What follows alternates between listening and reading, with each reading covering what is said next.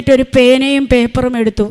ലൂക്ക 18:27 എനിക്ക് എഴുതാൻ പറ്റുന്നില്ലെങ്കിൽ പോലും മനുഷ്യനാൽ അസാധ്യമായത് ദൈവത്തിന് സാധ്യമാണ്.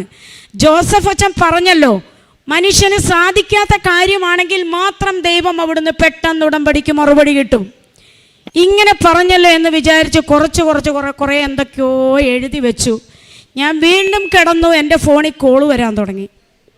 ഞാൻ എടുക്കുന്നില്ല, കാരണം ചീത്ത കേൾക്കും. കൊച്ചു വോയിസ് അയച്ചു. ഒരു പെങ്കൊച്ചാണ്, അവൾക്ക് കുറച്ച് ലക്ഷങ്ങൾ കൊടുക്കാനുണ്ട്. ചേച്ചി ഫോൺ എടുത്തില്ലെങ്കിൽ ഞാൻ ഇപ്പോൾ ചേച്ചി എവിടെയാണെങ്കിലും വരും.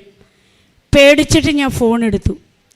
ചേച്ചി പൈസ ചോദിക്കുക, തലേ ദിവസം വിഷം മേടിച്ചു വെച്ച പൈസ തരാനാണ് ചേച്ചി വിളിക്കുന്നത്. ഞാൻ ചോദിച്ചേ, പൈസ തരാനോ? എനിക്ക് തെറ്റിപ്പോയതാണെന്ന് ഞാൻ വിചാരിച്ചു. കാരണം ഭക്ഷണമില്ല, വെള്ളം ഇറങ്ങുന്നില്ല, അബ്നോർമലായ ഒരവസ്ഥയിൽ ഞാൻ ചോദിച്ചു, പൈസ തരാനോ? എന്താണ്?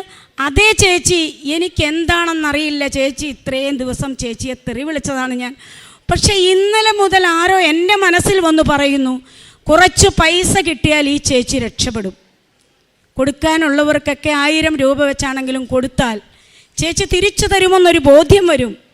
അതുകൊണ്ട് ചേച്ചി, എനിക്ക് എന്ത് ചെയ്യണമെന്നറിയില്ല, ഈ പൈസ ഞാൻ തരണ്ട എന്ന് മനസ്സ് പറയുമ്പോഴും എനിക്ക് പൈസ ചേച്ചിക്ക് കൊടുക്കാൻ എൻ്റെ മനസ്സിലിരുന്ന് ആരോ പറയുന്നു. ചേച്ചി ഒരു കാര്യം ചെയ്യ്, നാളെ ചേച്ചി വയലാറിന് പോവാ, ഞാനൊരു ഹെൽമെറ്റ് കൊണ്ടുവരാം, നമുക്കൊരു സ്ഥലം വരെ പോകാം.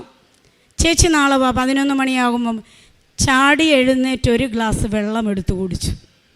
നൊയമ്പൊക്കെ തുറക്കുന്നത് പോലെ ഞാൻ ഭക്ഷണം കഴിച്ച് വെള്ളം കുടിച്ച് യുദ്ധം അവസാനിപ്പിച്ചു. ഈശോയും ഞാനുമായിട്ടുള്ള യുദ്ധം അവസാനിപ്പിച്ചു. ഇത് വിശ്വസിക്കാൻ വയ്യേ, ഇങ്ങനെ ഇരിക്കുവാണ് ഞാൻ. ദൈവമേ, ഇതെന്തൊരത്ഭുതം! ആത്മഹത്യ ഭീഷണി മുഴക്കിയ കൊച്ചു പൈസ തരാമെന്ന് പറയുന്നു. ഒരു 3-4 മണിക്കൂർ കഴിഞ്ഞപ്പോൾ അടുത്ത കോള് വന്നു. എന്തായാലും ഞാൻ ചാടിയെടുത്തു.